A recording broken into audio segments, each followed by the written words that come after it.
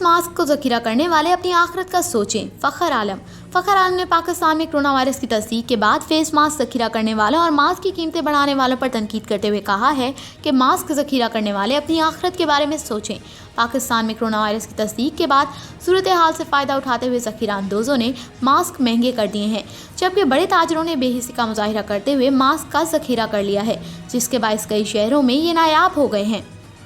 फ़खर आलम ने मुल्क में जारी इंतहाई गंभीर सूरत हाल पर मास्क ज़ख़ीरा करने वालों के लिए तनकीदी वीडियो पैगाम जारी किया है, जिसमें उन्होंने कहा है कि पूरी दुनिया की तरह पाकिस्तान को भी कोरोना वायरस का चैलेंज दरपेश है, लिहाजा इस सूरत हाल में हमें भी एहतियाती तदाबीर इख्तियार करनी होंगी। ताहम वो तमाम लोग जो मास्क के बिज़नेस में हैं और जो मास्क की ज़ख़ीरा अंदोज़ी कर रहे हैं और जिन्होंने कीमतों में इजाफा कर दिया है, मुझे बहुत दुख हो रहा है ये सब देख कर कि आप लोग क्या क्या करते हैं और क्या सोच कर आपने ये किया है।